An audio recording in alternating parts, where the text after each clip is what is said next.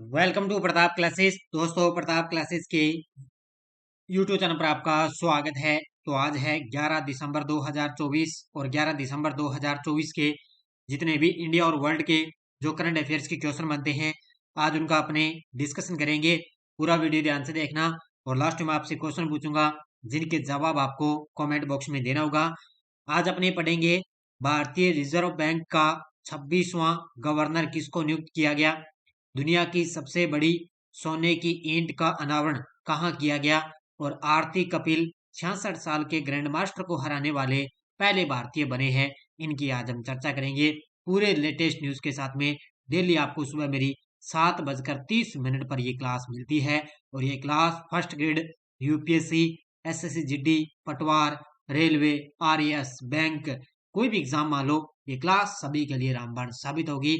तो करेंगे सभी साथी वीडियो को लाइक शेयर, और जो साथी हमारे चैनल पर नहीं है तो जरूर आप चैनल को सब्सक्राइब करें और इसके पास लगे बेल आइकन का घंटा दबाएं ताकि हम जैसे वीडियो अपलोड करें उसका नोटिफिकेशन आप तक पहुंच जाएगा। तो करें, सबसे पहले हम करते हैं कल के क्वेश्चनों को रिवाइज।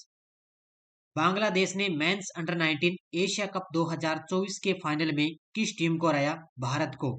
केंद्रीय गृह मंत्री अमित शाह ने किस अवसर पर भारत में एक व्यापक एंटी ड्रोन इकाई स्थापित करने की घोषणा की? तो सीमा सुरक्षा बल के 60वें स्थापना दिवस परेड पर। मोदी जी द्वारा 9 दिसंबर 2024 को बीमा सखी योजना किस शहर में अंदर लॉन्च की गई? तो हरियाणा के पानीपत शहर में। इलेक्ट्रॉनिक और सूचना प्रौद्योगिकी राज्य मंत्री जितिन प्रसाद ने इंडिया इंटरनेट गवर्नेंस फोरम का शुभारंभ कहां पर किया? तो ये किया है नई दिल्ली में। भारत ने विदेशी प्रत्यक्ष निवेश एफडीआई के क्षेत्र में किस महत्वपूर्ण उपलब्धि को हासिल किया? तो भारत में एफडीआई प्रवाह $1 ट्रिलियन को पार कर चुका है। पूर्व असम क्रिकेटर देवजीत सिंह सेकिया को हाल ही में किस पद पर नियुक्त किया गया? बीसीसीआई के कार्यवाहक सचिव। यूएनएफसीसी डिजिटल क्लाइमेट लाइब्रेरी का ग्लोबल एम्बेसडर किसे नियुक्त किया गया? शुभनीत सिंह शुभ को नियुक्त किया गया है। तो ये थे कल के क्वेश्चनों का रिवाइज हमने कर लिया। इसके अलावा जो अपनी नई टेस्ट सीरीज है 2024-25 की, ये टेस्ट सीरीज के अंदर आपको 2024 का करंट भी मिलेगा और 2025 का तो आपको मिलेगा। तो कोई साथी अब ये लेना चाहे तो कोई भी साथी है वो ये टेस्ट सीरीज ले लेना, क्योंकि इसके अंदर आपको 2024 और 25 दोनों का करंट मिलेगा, प्रतिदिन टेस्ट भी मिलेगा। इसके अलावा daily test, daily PDF, daily weekly test मिलेगा और वीकली पीडीएफ, और मंथली टेस्ट और मंथली पीडीएफ आपको मिलेगी। अब आपको 1 जनवरी 2025 है ना, जो डेली क्लास आएगी उसकी पीडीएफ भी आपको यहाँ पे मिलेगी। ये फायदा होगा इस टेस्ट सीरीज के अंदर आपको। तो 2024-25 की आपकी ये टेस्ट सीरीज आप ले लेना। इसके अंदर आपको 2025 पूरा एक साल का पूरा करंट आपको मिलने जाएगा। तो ये टेस्ट सीरीज आप ज्वाइन कर सकते हो। तो करें स्टार्ट। सभी साथियों को गुड मॉर्निंग। पहला प्रश्न देखो आपके सामने, और कल शाम मैंने 8 बजे वर्तमान में कौन क्या की ताजा मैंने लाइव क्लास आपको दे दी थी और इसके अंदर ये क्वेश्चन मैंने करवा दिया। संजय मल्होत्रा को भारतीय रिजर्व बैंक का 26वां गवर्नर नियुक्त किया गया है। बिल्कुल बात सही है। 25वें गवर्नर थे अपने शक्तिकांत दास, जो कल रिटायर हो चुके हैं, और आज 11 दिसंबर को संजय मल्होत्रा भारतीय रिजर्व बैंक के 26वें गवर्नर पद पर नियुक्त हो चुके हैं। संजय मल्होत्रा राजस्थान कैडर के आईएएस अधिकारी हैं। तो ये बीकानेर के, राजस्थान के बीकानेर जिले के रहने वाले हैं। तो दोनों के दोनों कथन क्या है यहाँ पर बिल्कुल सही है। कल मैंने ना कल शाम को 8 बजे लाइव क्लास मैंने ली थी, वर्तमान में कौन क्या, गजब तरीके की मैंने क्लास करवाई है। वो आप क्लास जरूर देख लेना, क्योंकि यहाँ से क्वेश्चन बनेगा एग्जाम में। देखो, नियुक्ति संजय मल्होत्रा भारतीय रिजर्व बैंक के नए गवर्नर। इनका क्रम याद रखना, 26वें नंबर के ये गवर्नर बने हैं। संजय मल्होत्रा वर्तमान में भारत सरकार के राजस्व सचिव थे और राजस्थान कैडर के आईएएस अधिकारी हैं, ये याद रखना। इसके अलावा मौजूदा गवर्नर शक्तिकांत दास का स्थान लिया है, जो मंगलवार को रिटायर हो चुके हैं। तो कल 10 दिसंबर का उनका समय था, अब रिटायर हो गए, और आज 11 दिसंबर को ये 26वें गवर्नर संजय मल्होत्रा बैठेंगे वहां पर। और संजय मल्होत्रा का कार्यकाल रहेगा 3 वर्ष के लिए इनका समय रहेगा। कितने वर्ष के लिए? 3 वर्ष के लिए इनका समय रहेगा। ये है 1990 बैच के आईएएस संजय टॉप 5 अफसरों में चौथे नंबर पर हैं। सीएससी ये सीनियर भी हैं। साल 2020 से ही केंद्रीय प्रतिनियुक्ति पर हैं। इससे पहले वे राजस्थान में राजस्व विभाग में एससीए रह चुके हैं। तो 2020 में, इससे पहले राजस्थान के अंदर भी वो राजस्व विभाग में एससीए रह चुके हैं। तो बड़ा गजब का प्रश्न है और नई नियुक्ति आपके लिए हो चुकी है। 9 साल की उम्र में आरती कपिल ने किस देश के ग्रैंड मास्टर राशेद जिया जियातदीनोव को हराया है? क्या बात है! ये देखो, तस्वीर में देखो आप, बड़े गजब के दिखाई दे रहे हैं। 9 साल, मात्र 9 साल की उम्र है इनकी। ये है आरती कपिल। आरित है, आरती नहीं है, आरित कपिल। क्या है? आरित कपिल है। इन्होंने किस देश के ग्रैंड मास्टर राशेद जिया जियातदीनोव को हराया? तो ये है अमेरिका के। किस देश के? अमेरिका के हैं ये। 66 साल के ग्रैंड मास्टर हैं ये राशेद जियातदीनोव। इनको हराया है। मात्र 9 साल के भारतीय शतरंज खिलाड़ी हैं ये, जिनका नाम है आरित कपिल। क्या है? आरित कपिल है ये ग्रैंड मास्टर के खिलाड़ी। देखो कितनी गजब की बात है ये, मात्र 9 साल के खिलाड़ी। तो दिल्ली के रहने वाले चेस खिलाड़ी आरित कपिल 66 साल के ग्रैंड मास्टर को हराने वाले पहले भारतीय बन गए हैं। वे सिर्फ 9 साल 2 महीने और 18 दिन के हैं। उन्होंने अपने से 57 साल बड़े अमेरिका के ग्रैंड मास्टर राशेद जियातदीनोव को हराया है। क्या बात है! देखो 66 साल के खिलाड़ी को हरा दिया इन्होंने। क्लासिकल टाइम कंट्रोल में ग्रैंड मास्टर को हराने वाले वह दुनिया के तीसरे सबसे कम उम्र के खिलाड़ी बन चुके हैं। क्लासिकल टाइम कंट्रोल की बात करें तो ग्रैंड मास्टर के अंदर वो हराने वाले दुनिया के तीसरे सबसे कम उम्र के खिलाड़ी बन चुके हैं। दुनिया में तीसरे हैं और ये पहले भारतीय बन चुके हैं। दिल्ली के रहने वाले हैं आरित कपिल। बड़ा गजब का प्रश्न है ये, और ये प्रश्न तो टपकेगा एग्जाम में।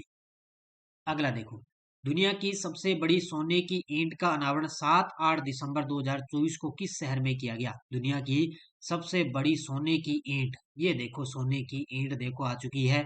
तो इनका अनावरण 7 और 8 दिसंबर को कहां पर किया गया? दुबई के अंदर। ऑप्शन नंबर बी, कहां पर किया गया? दुबई।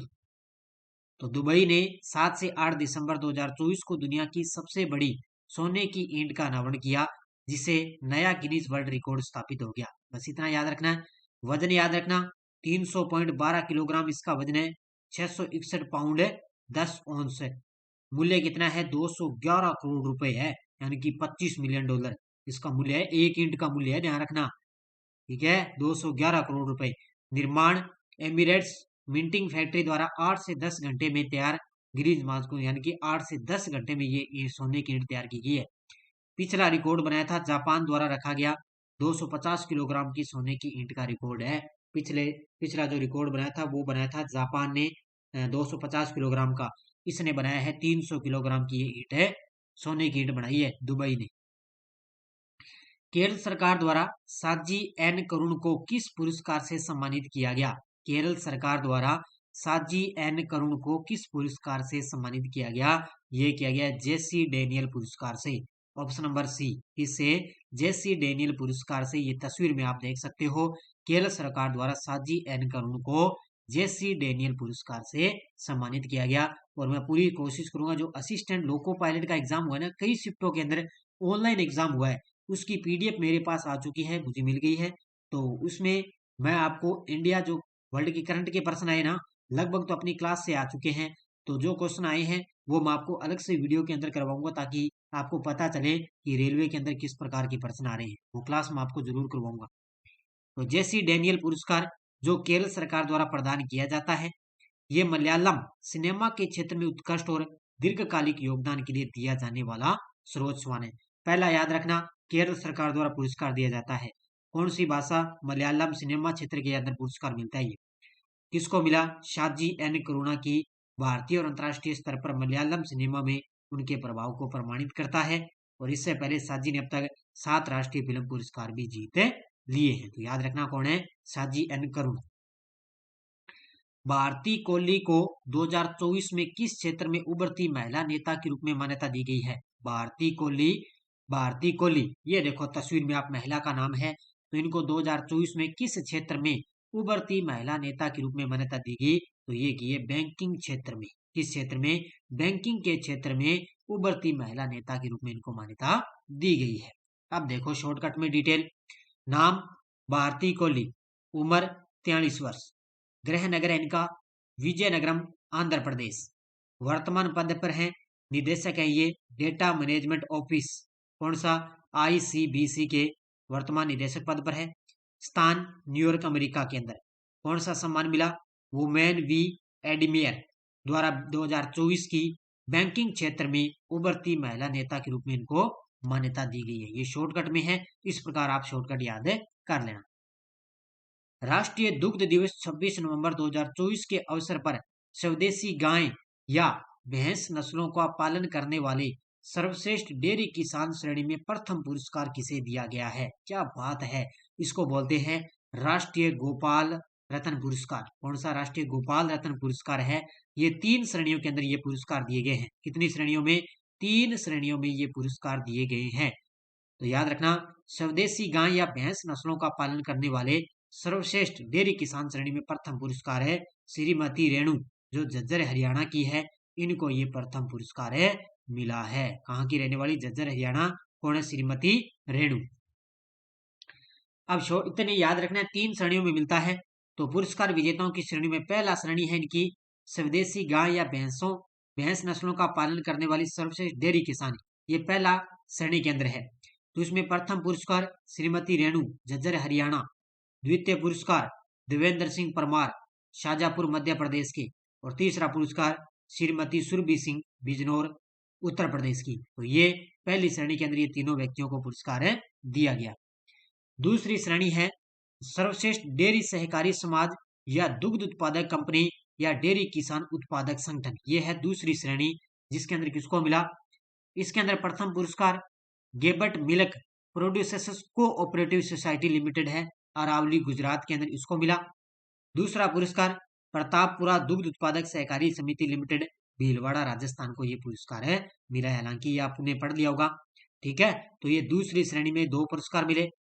तीसरी श्रेणी में पुरस्कार है सर्वश्रेष्ठ कृत्रिम गर्भाधान तकनीशियन AIT।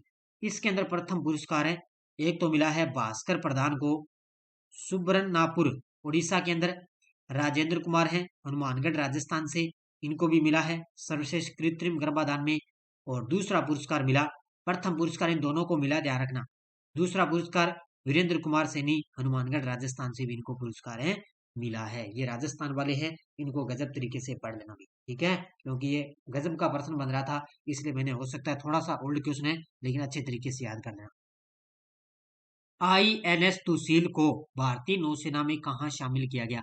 सबसे पहले आप तहसील में देखो, एक ये युद्धपोत है, ध्यान रखना, तुशील युद्धपोत होते हैं ना, विक्रांत है, तारागिरा है, जैसे निर्देशक है।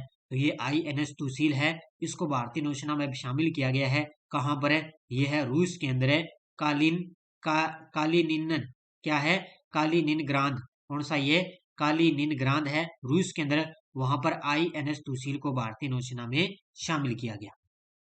तो INS तुशील ये एक रूसी निर्मित गाइडेड मिसाइल फ्रिगेट है। इसको रूस के कालिनिनग्राद में रक्षा मंत्री राजनाथ सिंह, नौसेना प्रमुख एडमिरल दिनेश कुमार त्रिपाठी और अन्य वरिष्ठ अधिकारियों की उपस्थिति में भारतीय नौसेना में इसको शामिल किया गया। हिंद महासागर में चीन की बढ़ती परिस्थिति के बीच भारत की समुद्री शक्ति को ये दर्शाती है, ये आपको याद करना है। भारतीय रासायनिक परिषद ICC को किस संगठन ने 2024 OPCW द हैग पुरस्कार प्रदान किया है? भारतीय रासायनिक परिषद यानी कि भारतीय रासायनिक परिषद है, इसको किस संगठन ने 2024 का OPCW द हैग पुरस्कार प्रदान किया? नाम से पता चल रहा है, तो कौन सा? रासायनिक हथियार निषेध संगठन है, OPCW। ऑप्शन नंबर सी, नाम से पता चल रहा है, तो रासायनिक हथियार निषेध संगठन ने भारतीय रासायनिक परिषद को कौन सा? OPCW द हैग पुरस्कार प्रदान किया है। बड़ा गजब का है, ध्यान रखना। भारतीय रासायनिक परिषद को रासायनिक हथियार निषेध संगठन OPCW के राज्यों के सम्मेलन के 29वें सत्र के दौरान आयोजित समारोह में 2024 OPCW द हैग पुरस्कार प्रदान किया है। यह पहली बार है जब इस पुरस्कार द्वारा किसी रासायनिक उद्योग निकाय के प्रयासों को मान्यता दी गई, कि पहली बार है जब किसी ये पुरस्कार है वो रासायनिक औद्योगिक निकाय के प्रयासों के लिए दिया गया। OPCW के महानिदेशक राजदूत फर्नांडो एरियस और द हैग ने नगर पालिका के मेयर हैं जॉन वेन जेन ने यह पुरस्कार ICC के महानिदेशक D सोथी सेल्वन को प्रदान किया है। आईसीसी के महानिदेशक डी सोथी सेल्वन को ये पुरस्कार प्रदान किया गया है। ये भी गजब का प्रश्न है, भी अच्छे तरीके से पढ़ लेना। एक थोड़ा सा कठिन है नाम, लेकिन एक दो बार पढ़ोगे तो आपके अच्छे तरीके से याद हो जाएगा। ये टेलीग्राम ग्रुप है, कोई सूचना, कोई लिंक आ गया, कोई नोटिफिकेशन, सब आपको टेलीग्राम पे सूचना मिलती है। पिछले वीडियो क्वेश्चन क्या था, अमित शाह ने 29 नवंबर 2024 को कहां पर देश भर के पुलिस महानिदेशक के 59वें अखिल भारतीय सम्मेलन का उद्घाटन किया? तो भुवनेश्वर, उड़ीसा के अंदर। बहुत सारे विद्यार्थियों ने बड़े गजब के जवाब दिए, उन सभी को बहुत बहुत शुभकामनाएं। अब देखो क्वेश्चन फॉर यू, भारतीय पुरुष जूनियर हॉकी टीम ने 2024 में किस देश को हराकर जूनियर एशिया कप जीता? मलेशिया, पाकिस्तान, जापान, दक्षिण कोरिया। इसका जवाब आपको कमेंट बॉक्स में देना है। तो ये थी आज की अपनी करंट अफेयर्स की क्लास। ये क्लास पटवारी वाले, आरएस वालों, ईआरओ वालों, सब एग्जाम के लिए क्लास रामबाण साबित है। जो डेली क्लास देखेगा ना, उसका मैं पूरे दावे के साथ कह रहा हूँ, प्रश्न आपका गलत होगा ही नहीं। अगर आपको बढ़िया तरीके से आपको क्लास देखनी पड़ेगी, तब आपका प्रश्न गलत नहीं होगा। ये यूआरओ की टेस्ट सीरीज चल रही है, अपने प्रताप क्लासेज ऐप में ले सकते हो।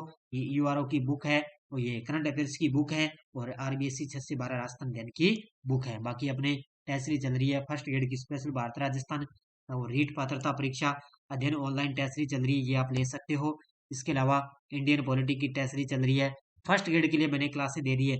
कल मैंने फर्स्ट ग्रेड में भारतीय इतिहास के अंदर जो राष्ट्रीय आंदोलन के प्रमुख नेता है, उसका 2 नंबर मैंने पार्ट कंप्लीट करवा दिया भी, वो आप देख लेना भी, ठीक है।